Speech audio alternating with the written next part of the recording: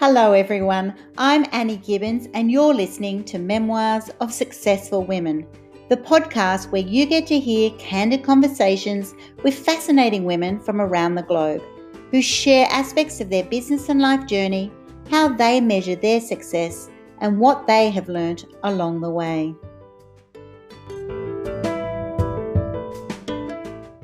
Hello and welcome to Memoirs of Successful Women. Today I have the absolutely beautiful opportunity to be interviewing Dr. Liz Isenring, who is passionate about improving lives through evidence-based nutrition. Dr. Liz is Director of LINC Nutrition, Honorary Adjunct Professor at Bond University, an international speaker and author of over 150 peer-reviewed scientific papers. And she's received over $4 million in research support over her career. She's also on the board of Maggie Beer Foundation, Dietitian Connection, MASCC and ORSPEN. As a foodie, Dr. Liz loves to help people improve their health, fitness, energy, and vitality through good food. And what a great time to be interviewing you 2 days before Christmas when we're just about to eat ourselves silly. So welcome to the program, Dr. Liz. Thank you so much, Annie, and my pleasure to be here. And you are right, the start of the silly season, well, it probably started a few weeks ago, and for a lot of people, it won't wrap up until the new year. So I get. I know. So we just launch into it as soon as it's like late November. It's like, oh, better start all those Christmas parties, and then it's just eat. So wow. So tell me about, you're obviously a highly esteemed academic professional woman at the cutting edge of nutrition. Why did you get led into that career, first of all, and then why do you still love it? Why do you love talking? That's a great question. So I think the nutrition and health aspect and food aspect, it's always been with me. I think I probably discovered around 11 or 12 that I really, enjoyed cooking. I sort of took over the family because in contrast, my mum does not. So she enjoys eating, but not cooking. So I think probably about the age 12, I sort of took over most of the family cooking. So I always had that interest, but I actually did not start my career as a nutritionist and a dietitian. I actually went down the pharmacy road. It was actually a very good background. It's good health science, good biochemistry. But I soon learned when I actually started, doing my practice in the pharmacies that it wasn't for me. It wasn't the best fit. I think maybe 20, 30 years ago when we still actually made up all the products, you made up the potion or, the tonic, it's similar to following a recipe. I think that would have been good. But by the time I got to it, it was basically sticking labels on things and handing them out. And I think there was part of that bit about treating symptoms, not the cause, that just didn't really resonate with me. So took a year out to find myself and backpack through Europe as you do. Awesome. and then it really made sense to me. I went back to look at what are my interests, what are my strengths. And actually I didn't, at that time, being a dietitian was a postgraduate qualification. So I actually hadn't come across it in my search yet. But they actually then changed it to a 4-year bachelor's. So I then went down that route and never looked back. So that's literally, and why I still love it. I love it because it encompasses, obviously I'm a foodie, very passionate about that. But I am also passionate about health and well-being. And I think something that is so basic, so foundational, part of our culture, part of our social fabric is really, really key. So, and I do love it. I think part of it is also that we really still have probably only scratched the surface of a lot of what we know.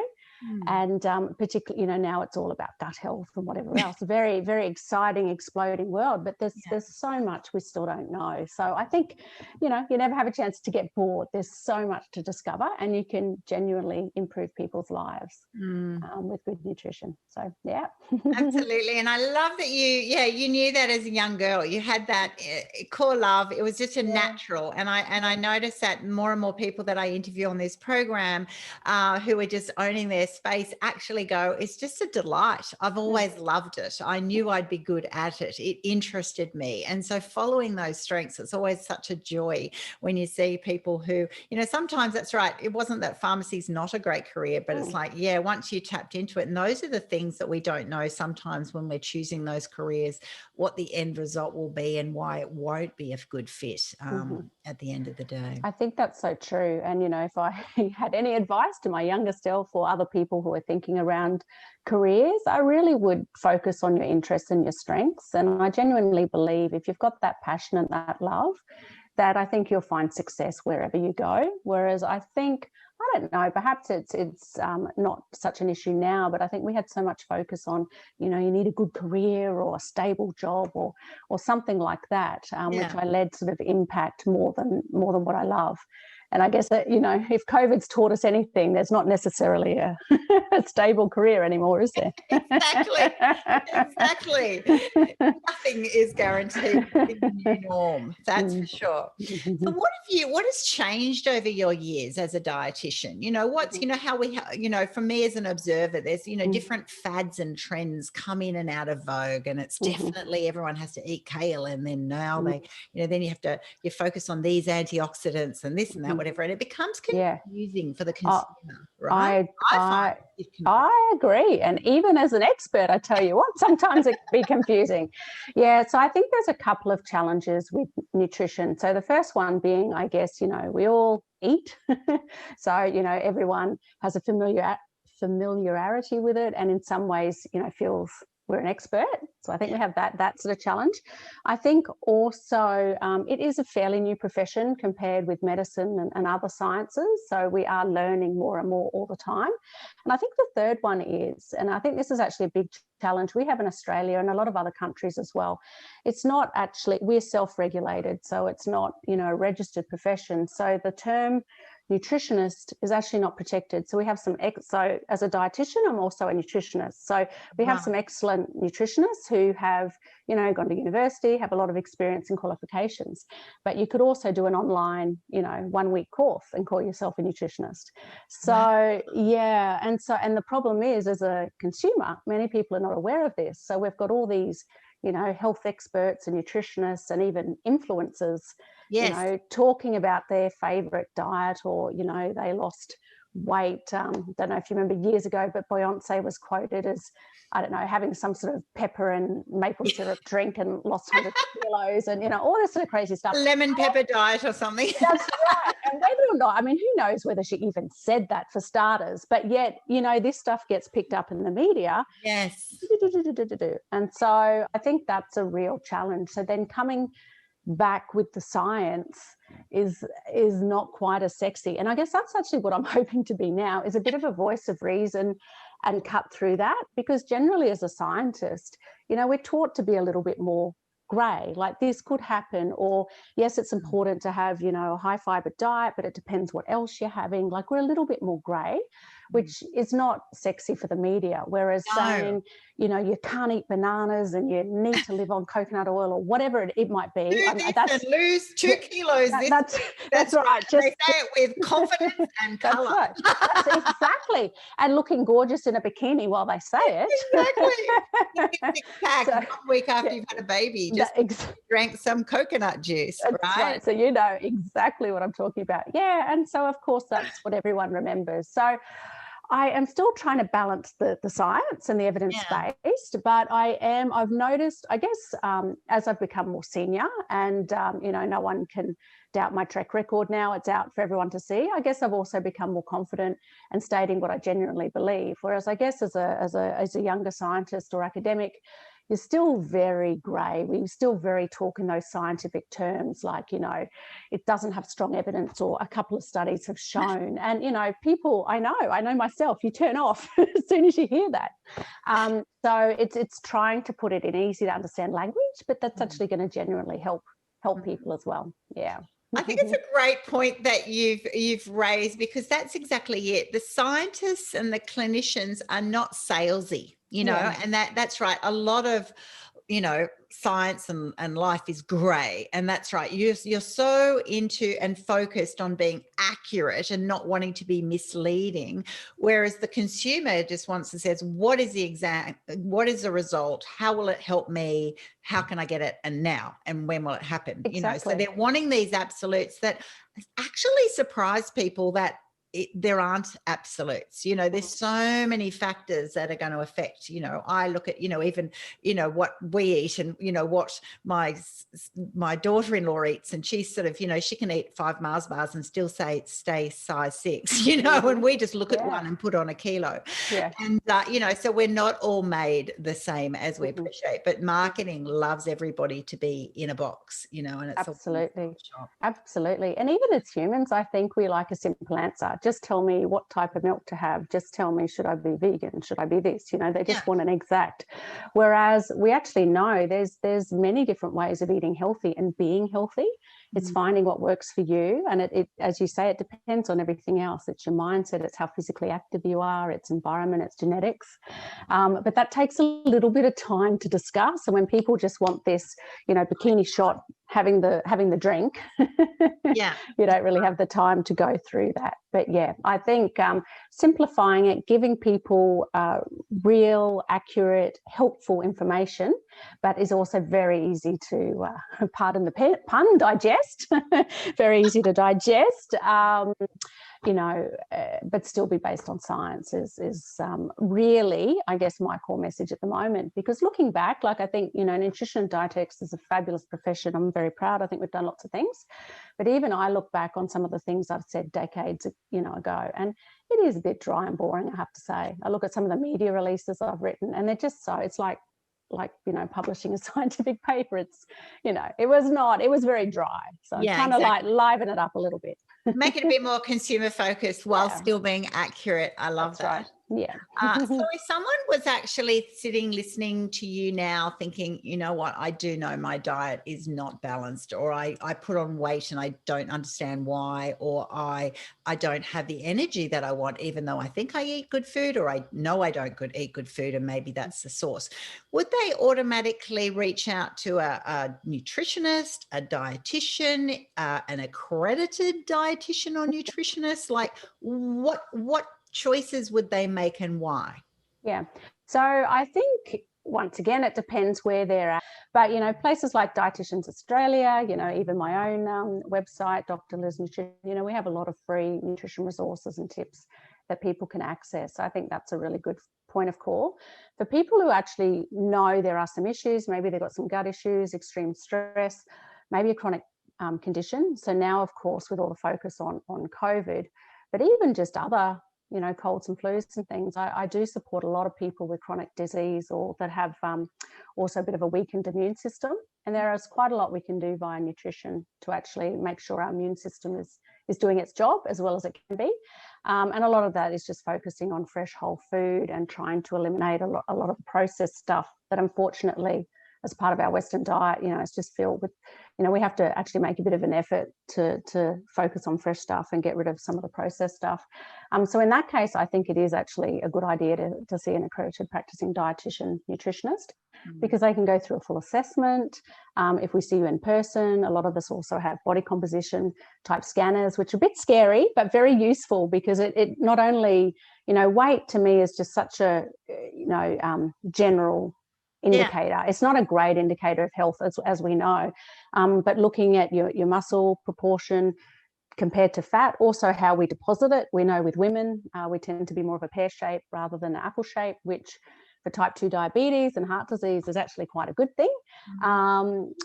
And so there's various other assessments that we can do in person.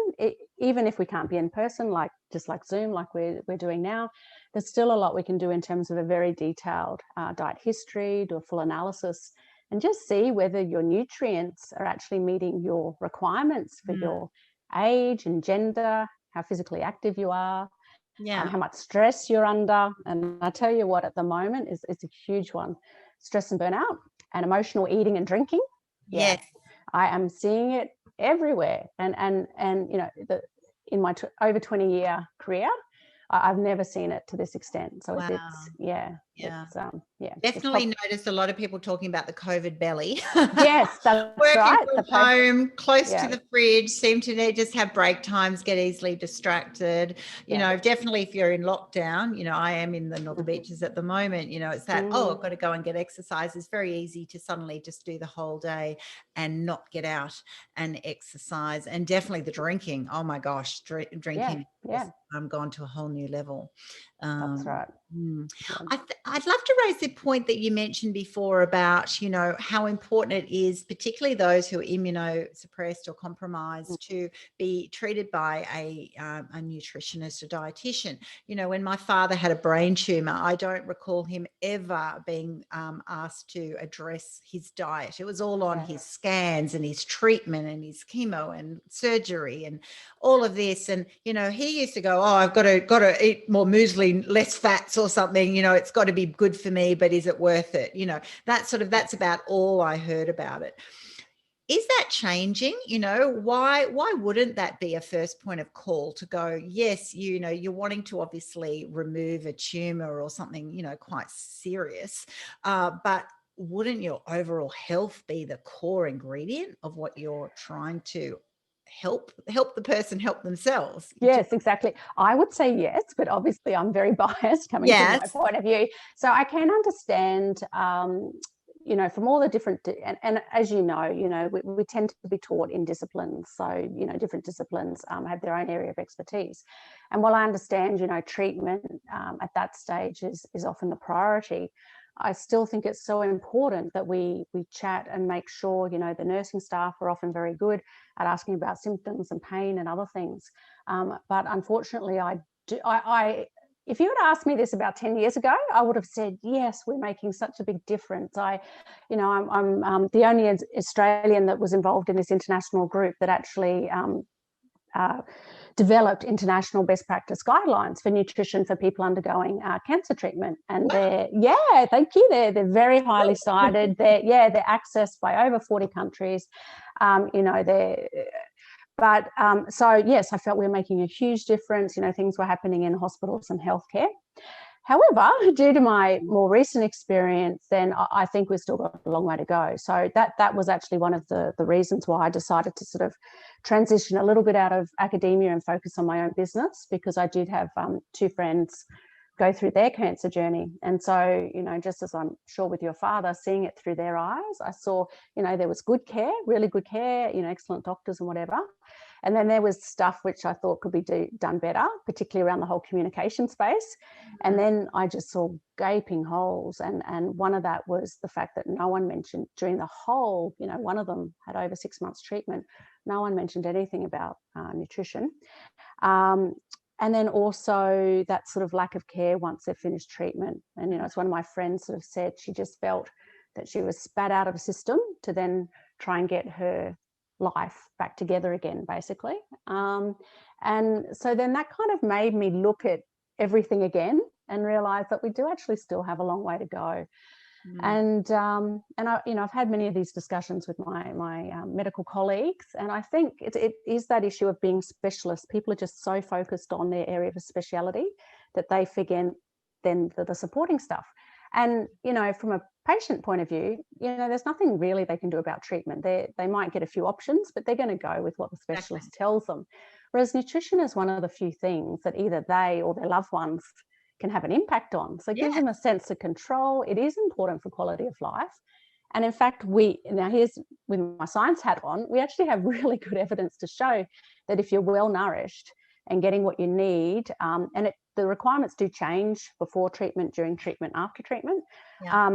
But then you have a better quality of life. Your strength is up. You're less likely to get infections, less likely to get admitted to hospital with problems. So we do have some good evidence around that area, but I think it just tends to get forgotten about. So that's one of my things, is that I really want to champion that and try and bring it together. And even if it doesn't necessarily come from the medical side, although I wish it would, just the fact that patients and their loved ones know that they themselves can access information.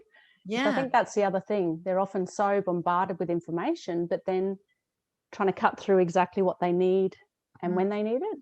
So anyway, yeah. It's Wow. tricky. Yeah, I it's can tricky. imagine that feeling. I know, after you were so accomplished even a decade ago, and that feeling when you've been involved in something and you've created this amazing guidelines, and that's right, internationally revered, like how could that not change the world, right? And when you're in that state, you think, well, isn't it an automatic default that would just funnel through? But the frustrating thing is often these channels of communication do take years of time, and they're not automatic. They're great for those who are academics and do use those guidelines, but for the average consumer, they will assume that, well, if I needed to know something, my doctor would tell me, or my physician is in charge of that. And so so that concept, and that's the modern health, that wellness model, complementing that treatment model, is so empowering to the patient to actually, as you said before, there's not many things that they can do with their treatment, but they can certainly take control of not only their diet, but their exercise routine and their spiritual state and their whole self holistically. And so that's a great message to people going, no, not just go to Dr. Google, but, search real academic guidelines on what is suggested for your state. So you've just gone and said, you've done a paper, papers on cancer, nutrition in cancer, that's really top end, and would be very helpful to people. And then there's probably different types of cancers. This is the whole thing, as a consumer, it's like, ask those questions and research well, not just someone on Instagram who's got if you want to feel energetic tomorrow, take this product, right? Yeah, I think that's completely right. And even if you want help in interpreting the scientific paper, so for those who maybe don't have that background, which I completely understand, unless you've spent a lot of time doing it, it's not the most exciting bedtime reading, but then access someone, either like myself or someone, cancer counsel, or someone who can actually sort of interpret and say, so what does this mean for you? And I think, let's be honest, doctors have fabulous speciality, but it is so hard just keeping on top of what they need to keep on top of, particularly radiation and chemotherapy. There's new and new protocols and things coming out all the time. So to then try and keep on top of other disciplines area, I think it's very hard. So I think it's having a good relationship, knowing when to refer. And I will say, there's some really good teams, and I have seen some really good multidisciplinary care happening. So it does exist. It does exist. Yeah. But I don't think it happens across the continuum of care. So often it's just during treatment or just during chemotherapy. So I don't think it happens well beforehand. And from what I've seen, I don't believe it happens really nicely afterwards, which can often be one of the hardest times for people. It's so good that we have, great survival rates now for many types of cancers.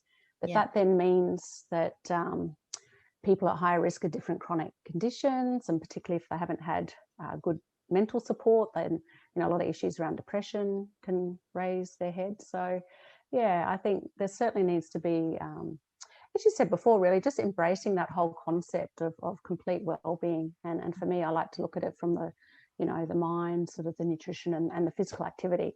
And actually, I will just mention that because everyone's thinking about chemotherapy and surgery and radiation. Yeah, well, honestly, particularly in terms of cancer fatigue. And this is so interesting because for many years, I presented at a lot of different multidisciplinary cancer conferences. And of course, they're well attended by pharmaceutical industry because they're always looking at, the new whatever. But with cancer-related fatigue, the best known thing we have for it is basically physical activity. And then I will always argue and try and remind people, supported by good nutrition, because you can't be optimally active without the good nutrition. But that is more effective than any pharmaceutical drug we have on the market at the moment for cancer-related fatigue. But still a lot of people aren't aware, and that message doesn't get out. So there's a lot more we need to do. I love my GP. Even if you're feeling a bit down, he goes, before you ask me for any script, just exercise more. And his view is that's right. You've got depression, you've got anxiety, you're just feeling a bit sort of end of year fatigue, or you're actually going through treatments. He's going, it's always my first script is exercise more. And that's not you don't have to go to F45 and do a boot camp 5 days a week. It's actually just get out there in nature. And I've really embraced that over the last, decade of actually just, going trekking, having some weight-based, put a little bit of something in your backpack, pushing yourself a little bit more. Plus it's social, Yes. you can walk and talk, you can get out there and, not only are you getting the endorphins from the natural environment, you're pushing your body in a healthy way without the stress on it. And you also get to, see nice views and talk to people. So it's a pretty good combination. Why do you think we get in this situation that, we have such high obesity levels and we don't automatically value this? It's so frustrating, I imagine, from your side, going, why wouldn't everybody be healthy and fit? But it's not automatic. Even it's not. And like me, you raise your kids, you give them healthy foods, and then they make their own choices, and you're like, why is that still, a default for so many? That's right. Absolutely. Or they might be, teenagers like me that grow up as, the teenagers of a dietitian. So their way of rebelling is to point out every McDonald's we drive past. Look, I think the big thing is that our modern world is just geared towards convenience. And unfortunately, that means a lot of processed food and taking away a lot of the natural physical activity that we would have had to have done just to do our everyday chores and lifestyle. And you know what, I have also see it through a very different experience, because part of what helped me make this transition across to supporting more people one-on-one is I had my own journey, and as many people in the healthcare industry do, and even I notice the same with teachers and carers as well. But ironically, being this international nutrition expert and actually teaching it, and if you had asked me, did I value health, I would have said absolutely, because I was doing 15-hour days plus, teaching it, talking it, seeing patients, whatever. But I was absolutely heading for burnout, and I think basically living on coffee during the day and probably a bit too much alcohol at night to unwind. And it wasn't until I had that experience with my friends, and then just kind of questioned everything and my why, and then sort of started taking steps to realign my life to what was really important to me. And part of that was also taking care of my health and fitness. And looking back, I was not healthy, even though I thought I valued health. But I wasn't. I kept pushing it down in terms of my list of priorities. So over the past year, I've really made active steps. I'm still not 100% there, but oh yes, it just feels so much better. But it has been rebuilding those healthy habits and reminding myself of why it's important. Finding things, as you said, like walking in nature, things to me that I look forward to and enjoyable, as opposed to thinking, oh God, I've got to go to the gym for an hour and sweat it out.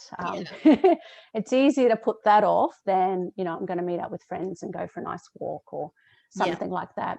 And I think it's just building up those habits. And for me, what worked, and I can see with many of my clients, is ridiculously simple things that you build on. And then after a few weeks, that becomes the new normal. And then you reintroduce something else.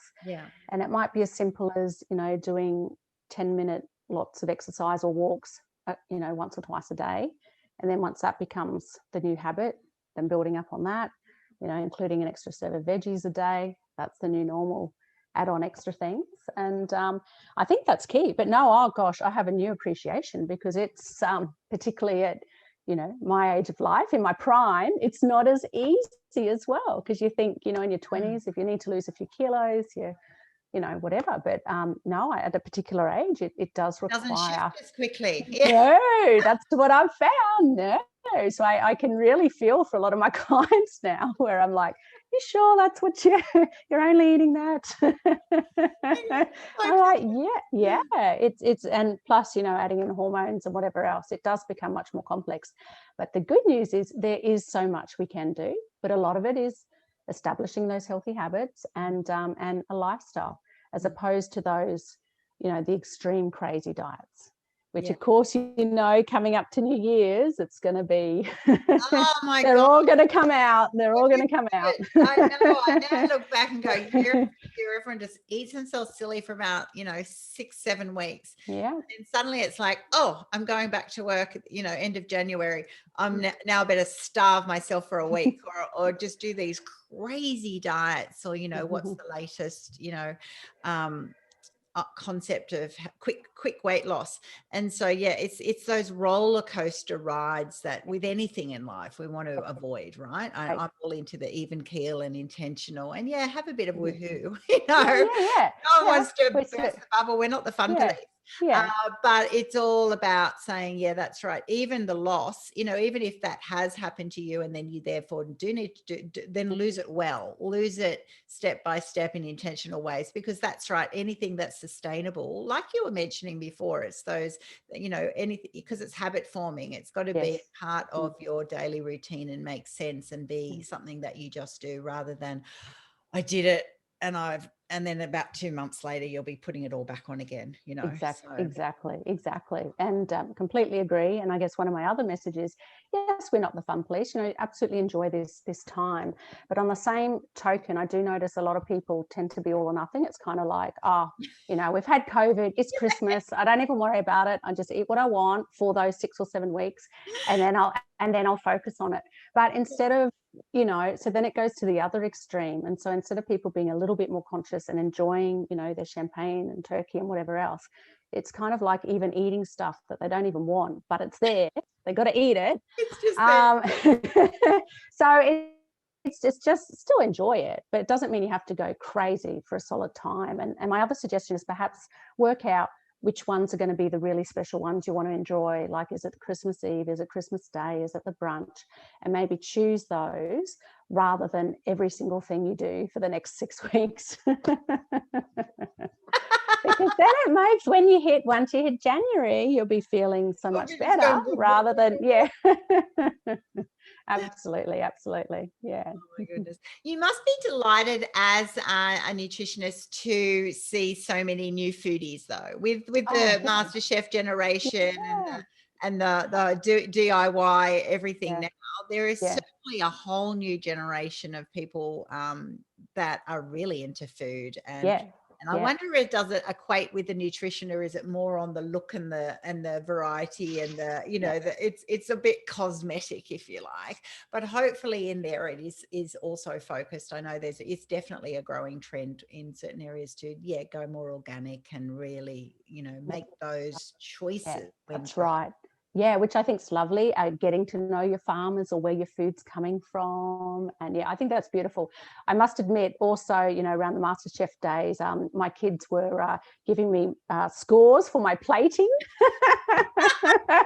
for the presentation. It tasted great, but losing marks for presentation. Oh no. So I'm not sure if I was too happy about that. But no, I actually genuinely, I think it's a good thing. And particularly, I hope more so with our youngsters, because, as things become more processed and modern, we still have the challenge that kids don't know where certain fruit and veggies come from. Some just assume they come from a can or from the freezer. So, understanding a bit more of that paddock to plate, getting them involved, even if it's just in growing herbs at home. Yeah. And that's one of my big tips, for fussy eaters, or, if kids or teenagers aren't embracing the family meal, get them a bit more involved, either in growing or buying or preparing, or hopefully all. Makes such a difference. When we put our kids on, you've got to cook a night a week for dinner. All of a sudden, that's right, they're going out and they'll blow the budget. They'll do the opposite. They'll really go down there and go, I had to buy this and this and this, whatever. But it does give them a new appreciation. And also I'm noticing, I've got a little 3-year-old granddaughter, and that joy of, that's right, we'd go and check on our strawberry patch, or we check on how the tomatoes are going, and how's Nana's mint, we need that right for Christmas Day. You know, and this Yeah. sort of thing, it's really great to, you know, you're not on a farm, you're just in suburbia. So it doesn't have to be totally the full package, but it does make them start thinking that's right. You know, my view is, you know, I always go plastic's not fantastic. You know, anything out of plastic is not your, what was the choice before then? And so, you know, I love that. And I think even if you are focusing on the cosmetic, you know, version of the plating and this and that, it's kind of like, you know, it's like if you were wanting to grow your nails and then you go, what's the first thing? You just paint them every day to make, you know, you give it attention, start doing something and they'll end up growing, you know. So it's kind of like if you're into the food plating and the variety, then at least you're most of the way there. Then start thinking about the nutrition of what you actually put into that plate and why, you know. And this view of food is fuel. And so it's the right fuel, but it's also sometimes it's like you've got too much fuel. If you're not burning it, how are you actually burning? You know, you're ready to, you know, get a rocket ship going, but you're not actually activating enough to do it. That's very, very true. Very true. So I think it's great, and that's, I guess, one of the silver linings of COVID is that a lot of people are doing more cooking at home and involving the family. And so I hope there'll be some nice reset things from this experience that continue, because I think that you know, for a lot of people, we're just getting to that automatic eating out or you know, getting takeaway all the time without fully appreciating. You know, I enjoy eating out as much as the next person, but I also like to know what's in my food. And, you know, one of the best ways is obviously doing it yourself. Now, well, there's a mum's question to you therefore. When I order Thai or Indian compared to making it at home, is it just that someone else has made it for you, or have they put in extra things as you know, does it have extra sugars and extra additives that I'm not aware of? Yeah, well, once again, it all depends, you know, which particular restaurant. But so one thing I think a lot of the good restaurants do really well is, you know, their mixture of the herbs and the spices, like particularly with some of the, you know, authentic Indian. I think perhaps they do some of that a little bit better than our quick versions at home. However, you are right, a lot of them do put, so in the Asian food, you know, it might be the palm sugar and the coconut cream and all those sorts of lovely things, which really help with mouth feel. And in the Indian, it's often ghee and also coconut cream or butter or various other things. But that can certainly jack up the calorie intake. So, and I'm not saying that you can never eat those things, but, you know, not as frequently, or perhaps just watch the serving sizes, because of course that can be the challenge as well. Not so much if you're all sharing and can get what you want, but I have noticed sometimes if you're just getting a one main meal to yourself, you know, some of the serving sizes are I know, it's like, well, we should have just got one instead of two dishes. There's enough. Exactly. Yes. Right. And do you say that and then it all disappears anyway? Oh, I know. You still eat it. It's crazy, isn't it? I know. Portion sizes. Oh, we could go on for days. That's for sure. But we won't, because I know you're a very, very busy woman. So, I had another question. Now I can't remember what it was. That's all right. I'll get back to it. I'll have to chop this out of the thing. That won't work out very well. So where to from here? How, as a nutritionist in your career, how are you going to change your practice? How are your learnings changing your future self? So the first one, I think, is that, you know, while I was traditionally trained all on nutrition and that was my focus, that was my speciality, and it still is, you know, I now use the 3 pillars of mindset, menu, which is the nutrition side, and movement. And I think beforehand, just looking at it so closely in isolation was actually doing, you know, my clients and my patients a disservice. So I do now generally believe, and so obviously I'm not an expert in the mindset and the movement. So I do the basics, but then refer on or bring in, you know, the experts where I need to. So I think that's the more holistic, preventative type approach rather than just trying to treat the symptoms. I think that's a key one. I am getting with the technology in that, yes, rather than just having a physical clinic base. I actually do most of my work like this via Zoom meetings. And I also have a couple of online programs which are self-paced. So one is around immune health and gut health, because that's just been such a huge issue over the past few months. And my other one is a collaboration with a US-based, very experienced personal trainer that's called Synergy. And so basically it's designed for busy professionals and business owners to have basically a personal trainer and a dietitian in their home or in their office, where they can just work through workouts and nutrition videos and recipes and things at their own pace, plus still have the support. So those are the sort of two main programs that I do. And literally it's to try and get out more and chat more to people, and hopefully do it in more of a, easily accessible way, rather than, yes, you should be having your 30 grams of fiber and focusing on this, and make sure you have, this amount of milligrams of calcium and whatever else. Because to the average person, that doesn't mean anything at all. No, absolutely nothing. I can give you customer feedback there. I would just glaze over going, I don't even know what that looks like. No, that's right. I don't care. So I think it's really about that, and listening to, because what you said before, it's nutrition is a really crowded space. And what makes it even more complicated is a lot of the loudest voices are actually the ones that have the least qualifications or experience.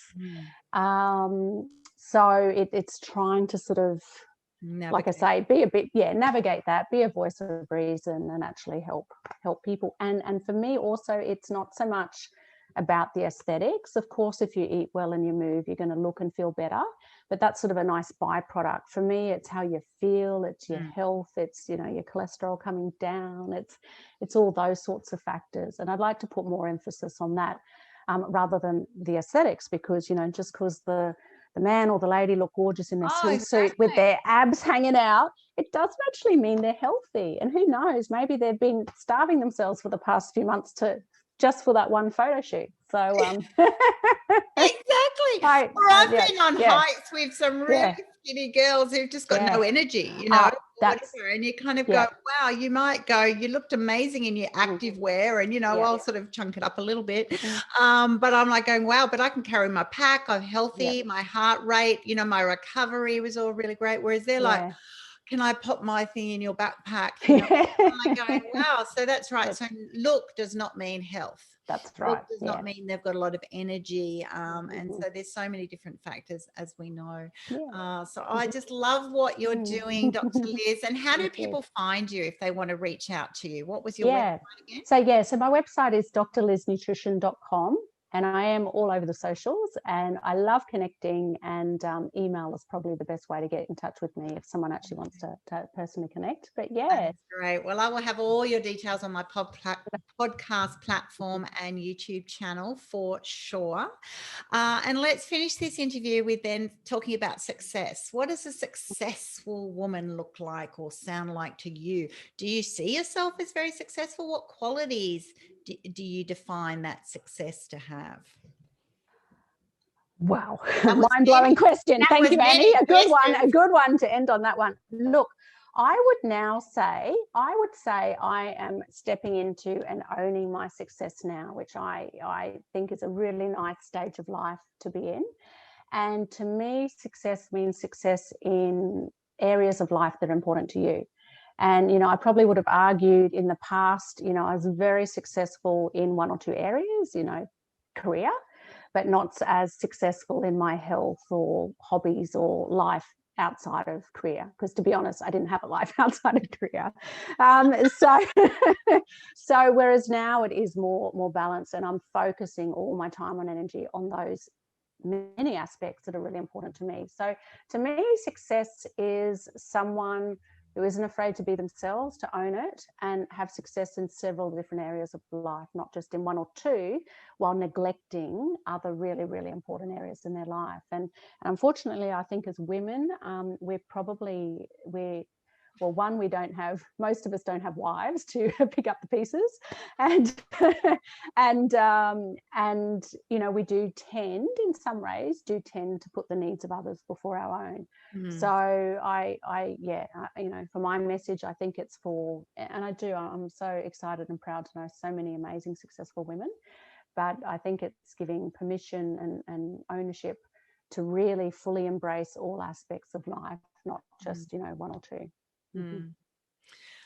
Well, thank you so much for your sharing today. I think it's been so educational. People are really going to sort of sit back and go, yeah, that's right. What am I eating and why? When do I eat it? What are my patterns? What are my habits with food? What's even my emotion, my mindset around food?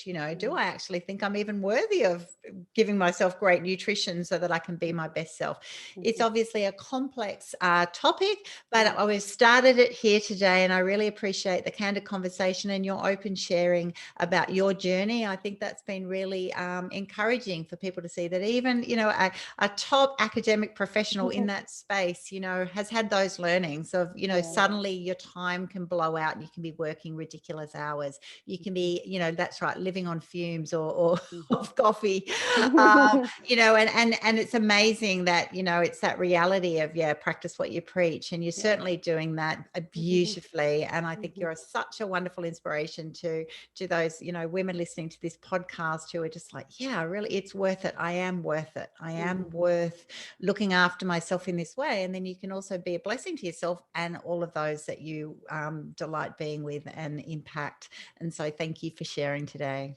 My pleasure.